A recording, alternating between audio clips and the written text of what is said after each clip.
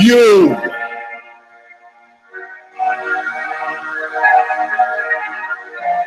are now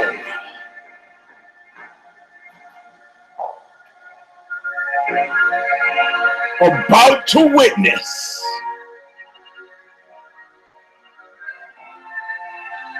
the awesome, crushing might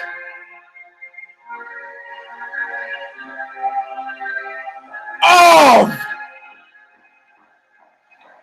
KNUCKLE!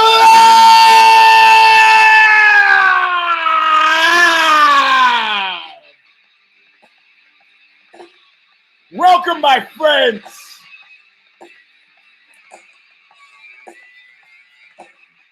to a show that apparently seemingly never ends, at least until show number 251. The A La Flambe Show. I'm your host, Eugene S. Robinson. The host with the most and a fighting problem.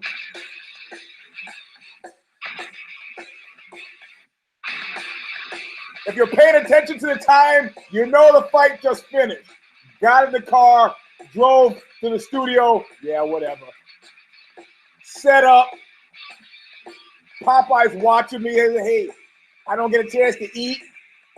How about feeding me first? You fucking prick, you. He's like literally standing right like here. Here, I'll show you. Well, wait. We have to, the music that kicks it all off, Stigmata, Calling of the Just. The song is called Intro All of Nothing. Bob Riley singing the words that have me, Phoenix. I'm on my way back nowhere. Could not see so clear, but I'm taking a real good look at you. I'm taking a real good look at your face. Being paid back in full, always nothing. All right. Look, I don't know what to tell you about Phoenix. As luck would have it, I happened to watch the fight with a guy from Phoenix. So I'm about to talk massive shit about Phoenix. And if you're from Phoenix, don't write me angry. I'm sitting there with a guy from Phoenix. You know I'm right. Not only a guy from Phoenix, a friend of Knuckle Up, been on the show before, and the fighter. So I don't want to hear it. Unless you got more insidery stuff for me, I don't want to hear it. Anyway, this is round number 281. It's a short show because if you watch the Care Don't Care preview, there's craziness, crazy animal craziness. If you see, usually there's a tote sheet that's like this, like pretty long, and you can see on my tote sheet, I don't know if you can, actually you can't read it because the damn light is so bright, but it says Klaus Nomi, Kodak Black. Let me see if I can get the angle right. And then, there you go. There you can see. Up at the top between Moraga, I refused to make a pick. That was the first fight in the card I cared about. And then you see the whole craziness, There was one fight on the undercard that was actually not suckitatious, and I'll tell you what it is in half a second. But it doesn't really matter because we're going to start at the top like we usually did, and I'm not going to lead out with my lead, which is the succitatiousness of the judging, the Cecil Peoples-esque aspect. And I'm sorry, he worked hard to get that title to become a descriptor. To have your whole life's work kind of distilled into being a descriptor for colossally bad judging, but I'm sure he would want it that way. It's not like Cecil Peoples is dead, but for the purposes of this discussion, he might as well be. But let's go right into the show. I mean, literally, if you're watching, you just finished watching the fight. Yair Rodriguez and BJ Penn. One, I'm slightly confused about this movie. I'm going through puberty. I'm slightly confused about this moving BJ Penn up, Yair Rodriguez up in the rankings. The fuck? What's happening? I'm going to look at my testicles just to make sure they have descended. That was one disturbing thing about taking steroids. One of the first disturbing things about taking steroids, sorry for the digression this early on, is the first thing you think when you're taking steroids is like, man, I didn't hear about this side effect. It's making my penis larger. And then you realize that it's actually not your penis that's getting larger. It is your testes getting smaller. And you know you've started to abuse the steroids when at a certain point your testes are in your body cavity, a place they haven't been since you were probably about 5 years old. So that's when you've taken too much. Anyway, I digress. Yair Rodriguez and BJ Penn. Now, if you watched If I Did It earlier on last week, you saw right away when we got to the segment of Lost Battalion where I put in Lost Battalion, not so much BJ Penn, even though BJ Penn later on in that week would have earned the designation, honestly. But I put in the Lost Battalion everybody that enabled BJ Penn. You know, I wrote an article once about steroid abusers. So you see how I looped that in? This is professional. MMA Commentator of the Year professional. I did a story about steroid abusers. And at one point, and you can down a shillelagh me if you got your history goes back, but one of the guys in the megalomaniacal grip of what happens when you take steroids has a pronouncement one day in the gym and he goes, I can fucking stop a car. And everybody's like, yo, Freddie's going to stop a car. And they all file out. It's out near Sheepshead Bay. Andy Bastinto used to run the New York Gym Association out there in Bay Ridge and Sheepshead Bay and, you know, Bath Beach. And they go out to, I think, the BQE. I could be getting the roads all wrong. I near Verrazano Bridge. They all file out after, dude. Now, if you've trained, if you've been in a place, you've even been in a gym, you know, some guy looks up and says, I can stop a car. And they all go in total life and death belief fashion, go, fucking cool, Freddie's going to stop a car. And they all walk over to the highway, to a thoroughfare. And they all sit on the fucking wall. And they're like, all right, Freddie, this one, nah, I don't like to look at that one. This one, nah, I like Chevys. This one, yeah, this one. And he jumps out in the middle of the fucking lane. And in a matter of fact, he actually did stop the car. Just not the way he expected. Listen, when I was in Leonard Part 6, they said, we're going to have you do a stunt. And they Tom Sawyered me into doing a stunt. A horse was going to run down a gangway, jump through some black plastic, which had candy glass on the other side. So the window is supposed to look like it's bursting. And I'm supposed to jump in front of the horse. Now, I don't know if you know much about horses, but a horse outside seems pretty fucking big. So that horse comes jumping through the window full size into this fake control room that we have. And I'm like, fuck it. I'm a method actor. This is my method. When something this big comes jumping through, I jump out of the way. Had a stunt comes up to me and he goes, Eugene, no, we only have 3 sheets of this candy glass, so you got to do it right. I mean, if you're not up to it, I can get somebody else to do it. I mean, yeah, no. What? He goes, you got it. The horse is going to knock you out of the way. I don't want to see you running from the horse. Okay, Al. Al only was his name. What do I do, Al? He goes, well, you stand in front of that fucking horse and stop it. You mean you just jump and put your arms out. Extend your arms. The horse is not going to run you down. You extend your arms and you just go sliding back. That's it. That's our shot. Oh, yeah, okay. I got you. So I hear the boom, boom, boom, boom, boom, the horse running down the thing, and I come smashing through the candy glass, and I go, I don't want to get cut from the film. Fuck that. I jump in, stiff arm the horse. Well. I got airborne. I went smashing over this console like a friend of mine who jumped out of a car when he got into an argument with his mother. Goes, if you don't stop this, I'm getting out of the car now. So she sped up. She figured the high rate of speed on the freeway would stop him.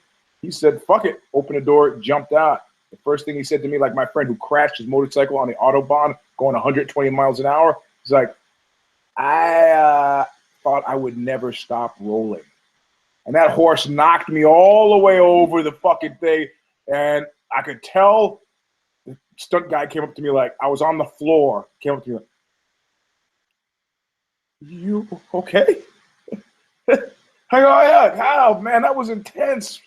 That was a little harder than I, you did good, buddy, you did good. So when Freddie jumps out in front of the oncoming traffic, the car did in fact stop. But what you don't know is that Freddie then subsequently went to the hospital with 2 broken arms. One of his broken ribs pierced his spleen, and he damn near died.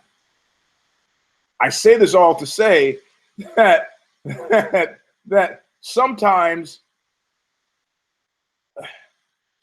and at any point, any of those 10 guys from that gym who followed him out to the highway could say, hey, Freddie, maybe this ain't such a good idea. Maybe you should wait until maybe a smaller, maybe a mini. There were no minis back then. This is back in the 70s. Maybe somebody, so it was a combination of Coke probably and steroids. Maybe somebody could have said that, but nobody did. So that's why I put all of these BJ Penn apologists, every single one of those BJ apologists, I put them all in the Lost Battalion.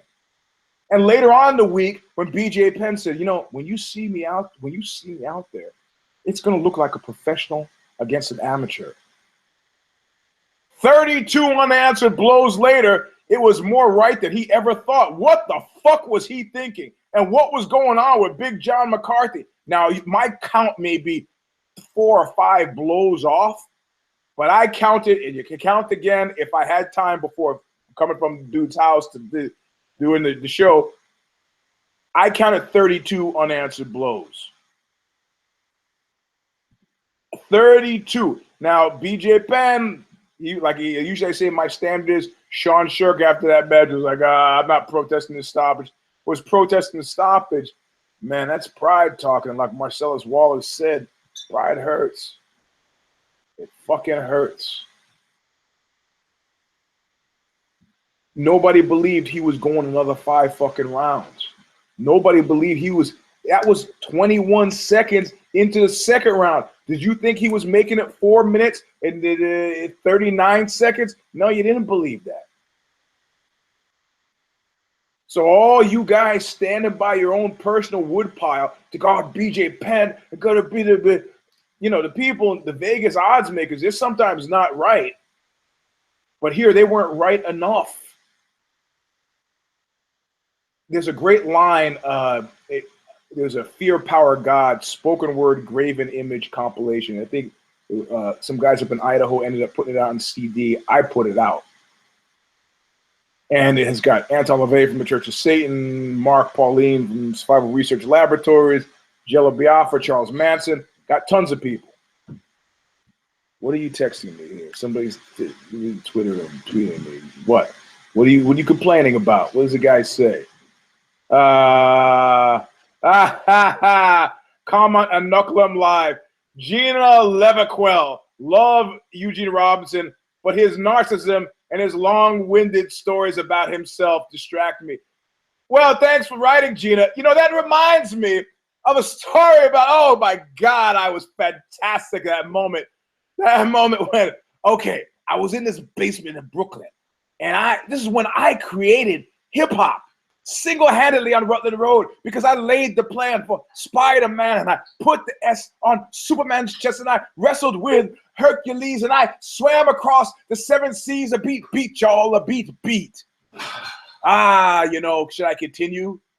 Look, if you're gonna blast me with a narcissism blast in the middle of the show, you gotta know that's not gonna work. It's just I'm gonna zag right into that and double down. But I can't because I'm in the midst of making a point here. And the point, you can tweet all you want. Sorry, I'm going to keep on. The point is that, what they say, necessity, that success has many fathers, but failure is an orphan. I disagree. All you people who I sent to the cornfield, sent to the woodpile early on in the week, you bear responsibility for this. I don't know what the hell Big John was thinking with 32 unanswered blows. You want to give the dude a chance. He's fought some major wars, but this is not time to work out your midlife crisis issues. You know where I worked out my midlife crisis issues? I got them done early and out of the way. I bought a hot rod, a 1967 Chevy. I broke up with my longtime girlfriend, and I went to get a job at the police department because I wanted to do something manly. I got to do something. Okay, I didn't get the cop job. I got the 67 Chevy. I got a new, younger girlfriend, but it doesn't help. But that's orders of magnitude different from deciding to step in with number 10. Number 10. Nobody said anything. Nobody said anything. What? Wait. Can you look at him? Look at him sitting in the mist. Look at him. Look. You know what that is? You know what he's waiting for? Food. He doesn't get just and he's been sitting here for the last 15 minutes of the show. Somebody should have said something. Somebody, but like Freddie and the guys going over to the BQE, sitting on the guardrail, watching him jump in front of traffic. Belief is contagious. It is contagious. Joshua Blahi, General Butt Naked, got people to run naked at machine guns because he said as long as you were naked, the bullets wouldn't kill you. Belief is a dangerous thing. Dangerous. Protest all you want, man. That was number 10. That was you against number 10. Ring rust. I mean, I can't even think. I could see WME thinking, and they achieved their objective. Because I didn't give a shit. I only had 3 picks on this card. I didn't give a shit about large portions of the rest of the fight. However, I gave a shit about this. And if they have to truck out 20 more guys like this to pass the baton, which is what this was about, the legends pass the baton onto tomorrow's legends today, then they'll do so. And they've done, the act of legerdemain is totally complete because though Kenny Florian said it in the post-fight reaction, I don't feel that way. I feel outraged. I don't feel sad. You had to know that this fight was going to end. I expected to end I expected to be, what are the other sad exits have there been? If you want to tweet me something useful, tweet me that. Tweet me what sad exits. Okay, thanks. Hey, you know, I got a sister named Gina. So we got that at least. So, I mean, I felt more sad. Let me see when some guy came back and just had lost many more steps. Okay, how about this? Randy Couture against Lyoto Machida, where a fight before he said, I felt like I was standing still. I actually felt sad because you could just see the guy has skills left. And Lyoto, it was merciful. He's like, okay, boom, down. This was a beating. But it had to happen. It had that. I mean, all of these comeback attempts. So now I don't know. Is it accidental? Is it accidental or not? I think WME manufactured what I think is a pretty genius passing of the baton. But instead of, in typical fashion, they picked the right guy. Because under normal circumstances, I would be sad. I would be having a lion in the winter syndrome. I would be thinking about. I would have some sort of sad. I don't feel sad as I do outrage. He went to Jackson Wink, to the invitation only gym they have. You can't just show up there. They have to invite you there. What kind of responsibility they don't bear any responsibility. He says, I'm going to fight. I'm booked. They go, extend the invitation to dude. We can catch him up maybe. Maybe he'll come. Maybe he won't. They extend the invitation. He comes. Did you see in the dressing room before the fight? Did you see the energy? Did you feel the energy coming off of Penn's thing? and wink, and they're sitting there and they're kind of joking and they're talking with each other. And there's like, at some point, somebody had to say,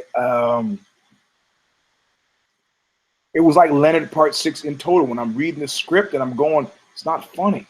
Somebody said, no, it's got Cosby in it. It's got Alan Marshall as a producer. He from Pink Floyd's The Wall.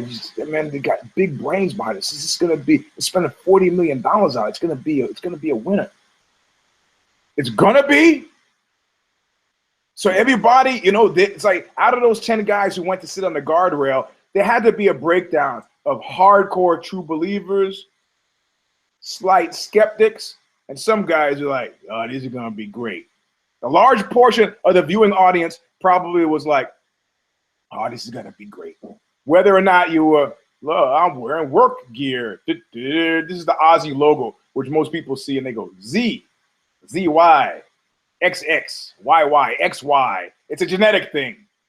Yeah, change generation. So I think the vast majority of the fans were like, oh, this is going to be great. And then you out of the people, all of you, all 10 of you, in the MMA perspective, all 10 of you are in the fucking Lost Battalion and have been there all week. Joined later on by BJ Penn with his pronouncement, when you see me out there, you're going to see amateur against a professional.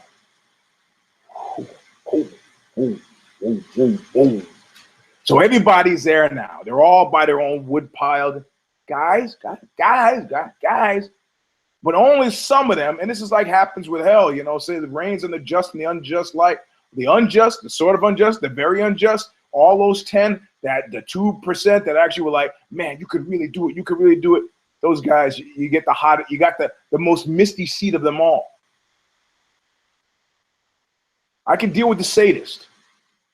This would be great. That's us. But how could you not know?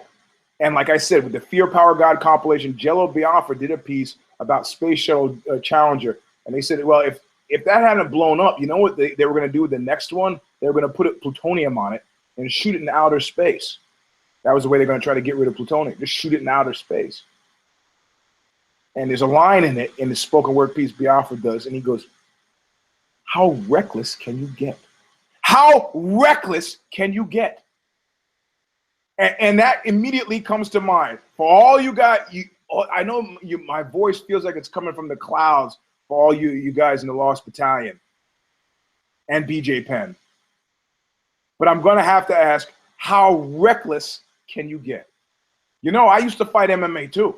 Narcissism. That's okay. I used to fight MMA too. Narcissism. That's okay. When I was like 44, which makes it 10 years ago. I would probably still be fighting in MMA. SF Fight Club, Smokers, Underground, whatever. But I wouldn't be doing it like I was every month. Fight every month. No, wouldn't be doing that again. Because I don't have any clocks around here that run backwards. And like one of you tweeted to me earlier, time kills everything. What you said. Time kills everything. So what are we proving? I don't know how this moves Yair up. He could probably beat. Is that really what it's become? Guys, I can beat. That's really what's happening, right? Guys, I could beat. I could beat 60-year-old man at 7-Eleven by the juniper bushes. I can beat Chuck Woolery. I can beat Dr. Ruth. Is that what we're doing? I could beat Cindy Crawford. Is that what WME has cooked up for us? No, I don't think. I think this was a real interesting passing of the baton, and I think it was created in a boardroom, and I think they got the right guy because I'm sure they ran other guys out there with this. Hey, Chuck, we don't need you behind the desk. These young kids, you could really, and they're trying to either, depending on your frame of reference, either Brer Fox him or Tom Sawyer him into getting in that cage again. And you would fucking pay, and so would I. Maybe we didn't have to pay for this. I had to go to somebody else because I don't have TV. Even though I just got the new bump up for Comcast because none of you could give me good advice about how to. And of course, they said, you got all these channels, but not Fox Sports 1. Sit down.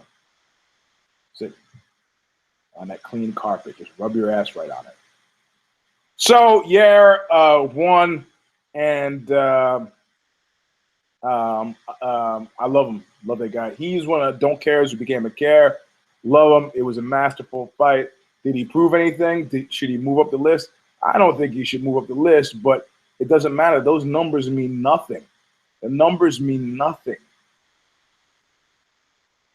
What number is Nate Diaz? Numbers mean nothing. If Randy Couture came back, what's his ranking? So, and then, the Suckitude of the judging, I'm going to wind this. This is going to be a short show. I'm not going to spend an hour on 3 fights. Sorry. I like to talk about myself, but not that much. I got to get in bed. I got to train. I've been rolling with guys who are 310 and 320 pounds. I thought Sarau was trying to kill me. So I said, no. Nobody will go hard with them. And, but you will, and you won't get hurt. I go, who the fuck said that? Who said that? Not me. So Marcin, apparently his name is pronounced Marcin. I want to say marching like marching, but there's a I'm still mispronouncing it, but Marcin, not Marcin. So it's a CH sound. You should get rid of his name. Won that fight against fucking Joe Lauzon. And I love Joe Lauzon. I'm a big Joe Lauzon booster. I didn't see him win that fight, and he didn't win the fight. And in fact, when the judges gave him the fucking fight, he said, I disagree with that decision 100%. In my entire fucking life following combat sports, and he was the first man ever, in my knowledge, to do that. And I said to my coach back in 1997, I go, if I was on the receiving end, I would call out the fucking judges. He goes, are you stupid? Who are you to decide what the judges saw? You're not a judge. You're a fighter. You fight the fight. The judges make it. And I go, you know what? Guys say that who are on the business end of the screwing, who are not on the business end of the screwing. That's who says that. You could see his manner and bearing, and they gave it to him. He wasn't going to go, oh, whoa. No, he's like, nah, it's not. That's not. I don't win that fight. I don't care what you guys said. So Arizona sucks. So says the guys from Arizona that I watched the fight with, because MMA is not new to Arizona. Joe Diesel Riggs, some of the long-standing early fighters are from there. I said, hey, whatever happened to Joe Diesel Riggs? He goes, you know what did Joe Diesel Riggs in? Tell you what happened. His problem, women. He be training for a big fight, no distractions, getting ready, and then I'm leaving and taking the kids. Bing. Damn, I always wondered what happened. Why? He seemed just like a hard luck guy all the way around. Almost got there and never quite made it. He said, so MMA has been in Arizona for a long time. But MMA hasn't been in Arizona in a long time in a big way. So he said, when you got, I said, but these were not local judges for this fucking UFC event. I mean, the headliner was Marco Rosales and Derek Cleary, and I don't remember who judged the Lauzon Held fight, but Held comes in. He is the most successful 0-2 guy ever, but he got fucking reamed in this one. Reamed. What? The claim that the guy from Arizona made is that it's at Talking Stick. He's seen really wild decisions there before. It has nothing to do with it being an Indian casino. He goes, it has to do with clearly what happened is you had judges, probably boxing converts, who didn't understand anything about what happens on the ground. Didn't understand a fucking thing about what happens on the ground. No, this is not just sour grapes. You could dispute this with me. You could dispute this with me if the guy who they gave the win to disagreed with me, and he does not. How do I know he does not? Because I heard him say it. Joe Lauzon said, no, that guy won. I don't know what the judges are thinking about, but that guy won, not me. And that was fucking manly. I would like to have thought that if I were in that position, I would have done the exact same thing. You take that win home and feel good about it. The fuck you are. That was a bullshit decision, and those guys should never fucking work again. Because for every 2 steps forward, you got to take 2 steps back. Are you kidding me? This is what's alien. It's all about the growth deltas. This is what's alienated people from fucking boxing. Don't tell me what my eyes saw. I'm seeing a guy on bottom. I'm seeing the guy getting butt. I'm seeing he threatened with an arm bar that the guy slipped. Come on. What does it say when a guy who really wants to win, because there are win bonuses involved and all that shit, says, no, I didn't win that fight. That's 100% wrong. The fuck are you thinking? You know, you got all the eyes on the fight now. You got all the eyes in the world on the fight now. You got this great baton passing thing, legend, new guy, the King Arthur, the sword, the stone, you know, a new generation, you know, ding, the hand of God and Adam, creation moving along from generation to generation. You got that big nut that you got to make by June of 2017, WME I'm talking about. Got a lot of cash, got a lot of money. You already canceled one of the later fights. Here's the things. This card was a major don't care, and you're gonna get bullshit. I guarantee you, if you don't think that the people at WME are not doing exactly this right now, you are very fucking wrong. It's shit like that systematically destroyed boxing and it can't happen. It cannot happen. You know, you've been seeing a lot less of Cecil Peoples, right? Popeye. Now he's got to poop. You've been seeing a lot less of Cecil Peoples, right? You say, oh, well, the athletic commissions have nothing to do. Nah, I can't have you shitting on my product. The bald one says it. I came right here to do a show. I didn't even know what the post-fight pressers say. Maybe Joe changes his tune. I don't know. But right now, the first thing out of his mouth was, I don't win that. And he was 100% right. Court McGee and Ben Saunders. I'm sorry, Ben is he's not a friend of Knuckle Up. He's a bloody elbow guy. Name check bloody elbow. People were thinking he name checked me. He didn't name check me. He name checked Underground. Eugene is not Eugene, but I'll take it. I stole a line from Scott Hamilton from the band Ken Mode, and I cannot pass it off as my own. It was genius, and I told him I was gonna steal it, and I said it was on my Twitter stream. Is that such a thing that I have, a Twitter stream? What I said? Here I go. Hold on a second. Man, I was. This is a storm for me. I say I got this from Scott Hamilton. Based on precedent, I'm calling it BJ Penn by decision after he gets knocked out. Yeah, that's about the tune of it, man. Thank you, Scott Hamilton. I didn't see Ben Saunders win that fight. And if my old way of judging was on a long enough timeline, who wins that fight? Nah, Ben was getting fucked up, Jag, and he was happy to win it. I'm gonna chalk it up to his confusion. I understand from talking to Kid Nate, he's a good guy. The Moraga fight, I didn't pick. Kid Nate picked Moraga, and Moraga lost. So Kid Nate, I was giving Kid Nate a blast on Twitter. He goes, "Oh, you're not gonna. What do you do that thing? I don't know the Twitter thing. You hashtag it. So the guy, oh, you're not gonna admit. I don't know. I don't know how to do that stuff. But I don't know. So Rodriguez, Onek, Mendez, Saints pocket 50,000 apiece. They're calling it one side. Nobody's addressing the judging. The Augusto Mendez I liked him. That was a one undercard fight that I sort of enjoyed. Maybe a second one I was into, but nobody is really talking about this shit yet. I'm sure it'll come up later. But it was a mockery of a travesty of a sham. This is not at all. This is not at all where you want this game to go. This is not what you want to see happen. Nobody at WME was happy about this, nor should they be happy about it.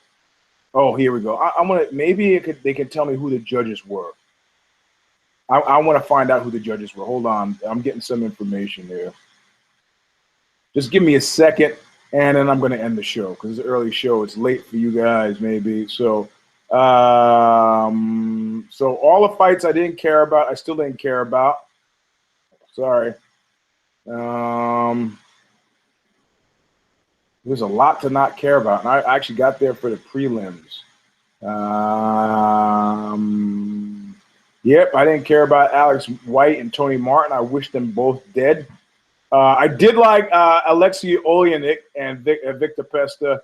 That was a great submission. I've used it before, and I expected to see the guy counter with the counter that I've got, which is just to do a push-up off of his chin.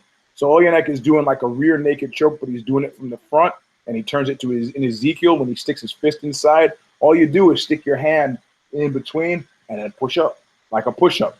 Does it work? Yes, it works, because I've been in Olenik's position. I've tried the, so Frankie Saints and Augusto Mendez was good. The Olenek thing was good. Others were forgettable. I haven't, the early prelims I still haven't seen yet, so don't ruin it for me. Devin Powell, right, and Draka. That was okay. That was nonverbal for you guys listening on the radio. The John Moraga versus Sergio Pettis was a drag of a fight. The kid Nate picked Moraga. He lost to Pettis. But what am I looking for? I'm looking for the names of the judges on the last fight. Let's see how they. No judge's name. We'll figure it out in the fullness of time. We'll figure it out. So anyway, so there you go. I mean, I wish I could have more insight. I wish I could offer you more for why the judging was so bad and what to do with horrible judging. But I'm looking, if you haven't figured it out, that this show is sort of about macro micro. WME can't have this. It cannot have this. The most exciting thing happening in boxing right now is a possibility of a Mystic Mac matchup with Mayweather. That's it. A retired guy against a non-boxer. That's the most exciting thing in boxing right now. Don't give me a shit about GGG. Bernard Hopkins was also exciting. How old is Bernard? He's as old as I am, right? Close. This is not a healthy fucking sport. It's not a boxing is not a healthy sport. And there were many fathers. Failure is an orphan. Now there are a lot of fathers for this one too. A lot of fathers for the failure of boxing, and one of the reasons we like MMA is because it is definitive. The judging is just an after. It's just kind of like a glaze on a jelly donut. Cherry on the top. But this shit is ridiculous. It cannot continue. And if that means that you have to create a farm league that goes to these places in non-televised events, because how much money did you make off of this thing? Well, you ran a lot of commercials, a lot of the same commercials, so I know they buy them in commercial bundles, so maybe you didn't make as much as you expected, but you fulfilled some kind of contractual obligation. I don't know, but you can't have this. You can't. The athletic commissions, if they're taking money, I don't know how it works with the funding, but this can't happen. It cannot happen. It cannot happen. And we could argue back and forth, like some of you on the tweeting me back and forth on the Court McGee, Ben Saunders thing. That's all right. I understand Ben Saunders is a good guy. I just don't think he won the fight. Sometimes good guys don't win fights. But Joe Lozon creates, the precedent established was like, okay, if we can't talk about Court McGee and Ben Saunders, we can talk about Marcin Held and Joe Lozon. And Joe Lozon is with us on this one. So the guys who are claiming that Ben Saunders, you got no cover for this.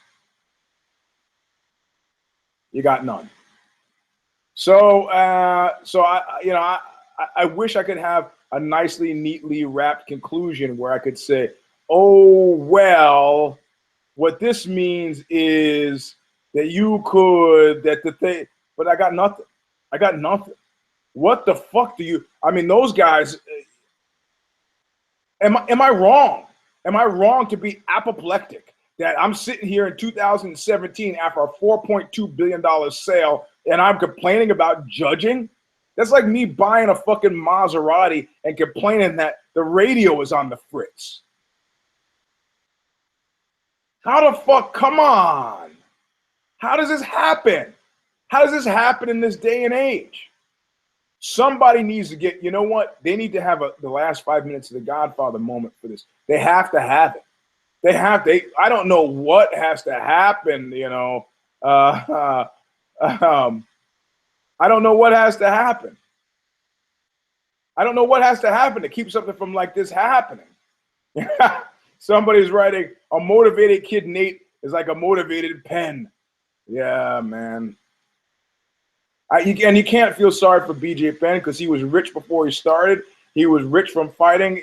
This guy is coming up roses. It's all coming up for roses for this guy. You want to feel sorry for somebody? You feel sorry for me. Because Fighters Only magazine passed me over again. And one of you guys started this Twitter feed called, oh, it's hilarious. MMA journalism is for shit or something like that. I can't remember what it is. So so I don't know. I don't really know what to tell you, but I do know that you are on the long road to nowhere if you keep shit. Stop. I don't care who fixes it. Fix it.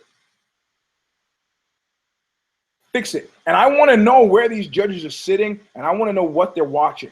Because if you're sitting right in the apron, your tendency is to watch the Jumbotron. You watch this, and I want to know, are they sitting next to DC and John Anik? There was that moment where it was clear, like the Ben Saunders fight, where they were listening to their commentary. Oh, he's got the underhook is a good position from the beginning. He digs in and he. I don't know. I don't know what to tell you. Ich weiß das nicht. Ich weiß das nicht. I don't know what to tell you. I don't know what to tell you. But this shit, you want that $4.2 billion back? This is not the way to do it. Oh, yeah, you'll get the clicks. And we're talking about today, and we'll be talking about tomorrow, and this will be water. But this is not like a bad call in football, which is bad enough. Where they've got instant replay, you can see from the perspective, and you got other refs, we got to convene. This shit was crazy. And these are people's careers. Lawson could have taken this loss, and it could have been nothing on. Yet this kid fucking held 2 fights in the UFC, lost them both. Well, the last one was a one, but this was bullshit. Maybe he'll go further, had controversy, but people don't pay $65 for controversy necessarily. So I don't know what to tell you. I am disgustimated. And on that note, I'm going to end the show. I got to write the intro, got to go eat a can of tuna, got to feed this dog, and then I got to go drink copiously to celebrate Martin Luther and the dream he had. Because much like Martin Luther, hey, Rick, I have a dream.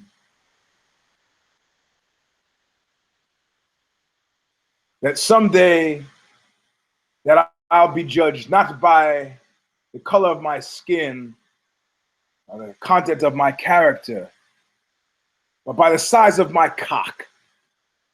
I have been drinking already. Sorry, I don't like to work blue, but that's the end of the show. This is Knuckle Up 281. We go backwards through the rankings for those of you who don't. Wait till you get to show 251. That one's going to be a scorcher.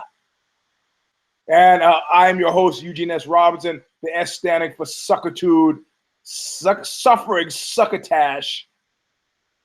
This fucking UFC Phoenix, man, oh man, Shevitz. Not good. Not good. I heard things. Thank you for listening. You can follow the Twitter feed, the mockery, the shame of the mockery that goes on at Eugene S. Robinson. You can follow me on Facebook. I got 3. I got an author page, an editor page, and my page, the Oxbow band page, whatever. As usual, I don't know if you saw, we put up the tour schedule from the end of April to early May, European tour for Oxbow. Standing offer for if you're a fan of the show, you listen to the show, or you're a fighter and you want to come, you text me, you answer 3 questions, you get them right, so I know you're not trying to game the system, and I'll put you on the guest list. If you're entertaining enough, I'll also sometimes give you a backstage pass so you can get backstage and hang. Standing offer. Anybody who listens to this show, I give you the test so I know you're not trying to game the system. So look, go to the Facebook, all caps, I think, facebook.com/Oxbow, OXBOW, and you'll see the tour schedule. And it's also on my Instagram feed, which is Mr. Sleep 3, I believe. If you have friends in those places, okay. Also, I have a date coming up, either February 10th or February 13th in San Francisco. If you are in San Francisco, if you know somebody in San Francisco, I got a special secret Valentine's Day show coming up. I'm not going to talk about it a lot now, but it's either February 10th or February 13th. You got to show up, or get people you know. If you know people in San Francisco, tell them whatever you show up. It's going to be great. And when I say great, that could mean anything. Anyway, I'll give you more details as we go along. I can't give them to you now. I cannot. So that's the show. I'm Eugene S. Robinson, 281, at Eugene S. Robinson for Twitter. I just gave you the Instagram. I gave you the Facebook things. Do it, live it, love it. And I'll see you in maybe Tuesday morning Tuesday at 7 with If I Did It. And then a Care Don't Care preview maybe Wednesday morning. I don't know. Just pay attention to Bloody Elbow. You'll figure it all out. We'll see you soon. Look what you made me do!